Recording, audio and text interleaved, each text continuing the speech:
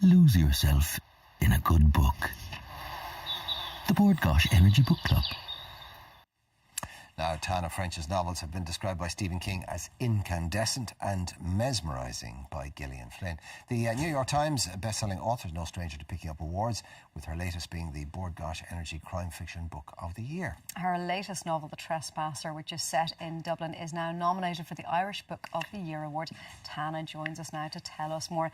Tana, firstly, congratulations on the win at this year's Board Gosh Energy Book Awards. Thank you very much. Caught me completely on the hop. I would definitely have had a little less wine at dinner if I thought that might be coming.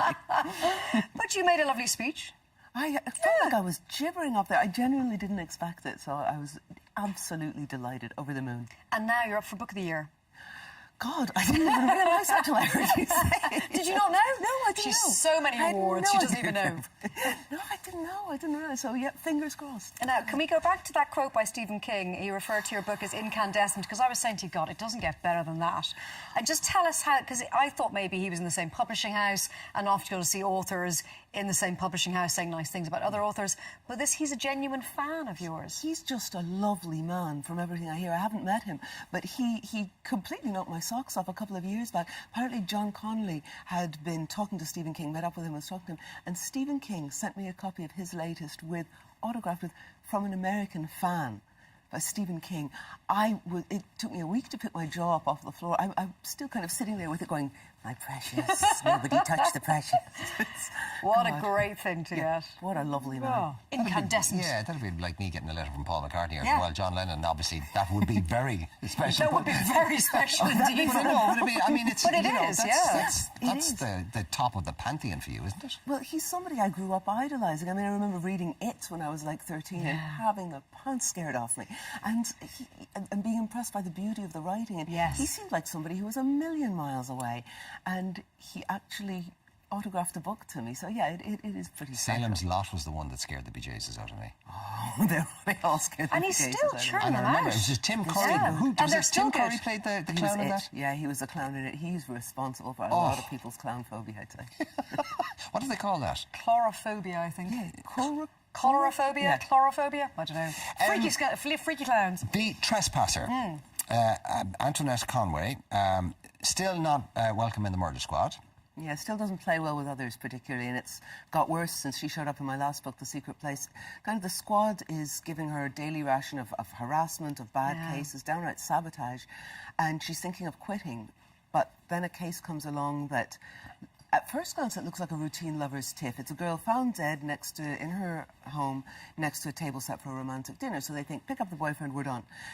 But then it starts to look like it might not be that simple. Somebody on their own squad wants them to close this case fast, and they want it a bit too badly. And Antoinette and her partner Stephen have to figure out, is this another step in the campaign to get her to mess up badly enough that she'll be thrown off the squad, or is there something else, something deeper going on in there? Why are they trying to sabotage her so badly? It's funny, that kind of goes back to where the book comes from.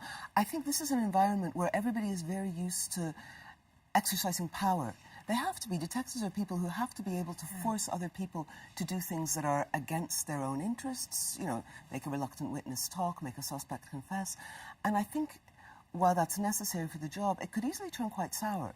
If you get somebody who gets off on the wrong foot and you've got this tight-knit squad with all these people who are able to force each other into positions that they don't want to be in, I can see it turning sour, turning on one of their own. Is it like a sexism thing, or is it just a personality thing? Mostly a personality thing. Yeah, I was thinking, Mostly a personality thing. I mean, sexism is one of the ways it comes out, but it's not the origin of it. The origin of it is it's turned hierarchical, where it's all about the pecking order, who can be forced to the bottom of the pecking order, and she has got off on the wrong foot and is absolutely refusing to try and remedy that because she just doesn't do that.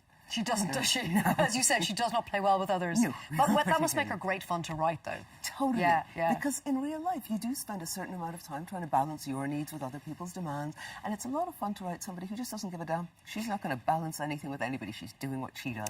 And we all have people in our lives who don't really care about our sensitivities, who really don't play well with others, and they don't give an SH1T.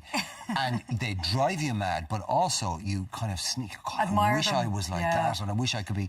Yeah, just for an hour or two here and there. Not for life, because clearly it turns counterproductive. And for Antoinette, it has turned counterproductive. She's shooting herself in the foot regularly, and she's kind of developing her own mythos about herself as a lone warrior fighting against everyone.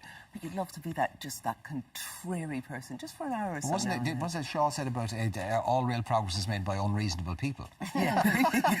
And therefore, that you kind of need to be to kind of get on. And to change the world around you, you have to say, I'm not accepting these things.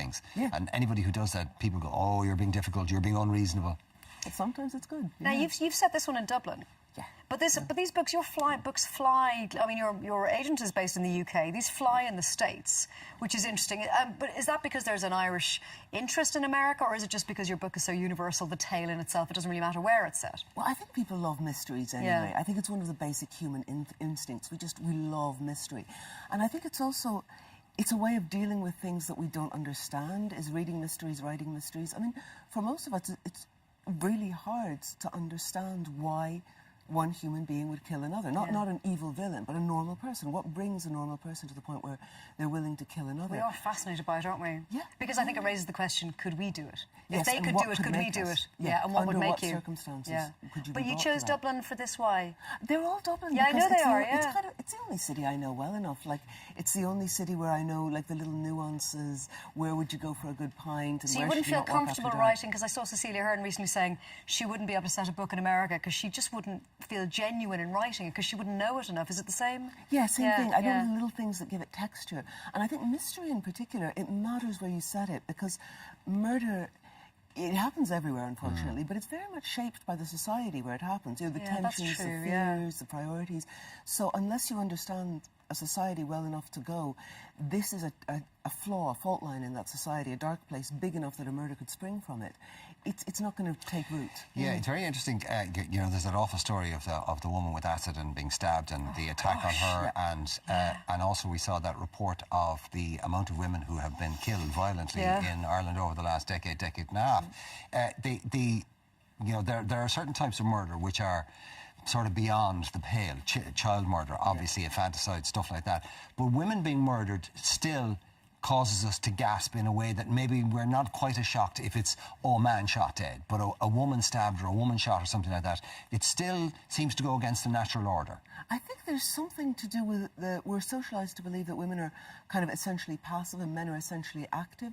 So if a man gets murdered, we think, oh, he must have had some hand in it. He must have done something. He provoked it in some way, because he's the active agent That's a really within good his point, own life. yeah. Even if he didn't in any way. It's the same when a man goes missing. There's the sense that, he's probably grand. He must have gone off on his own to start a new life, or else he was doing something. A woman goes dodgy. missing, we get worried. She's a victim. Yeah, she must be essentially a victim. It can't be that she went off on her own to start a new Actually, life. quite just completely out of left field here. You know, when you're in these tales, they're very dark, and obviously you have to put yourself in the place, and it can be, you know, gruesome and bloody, and it can kind of maybe wreck your head and all the rest of it. What do you read when you want to get away from that? What do you do for that?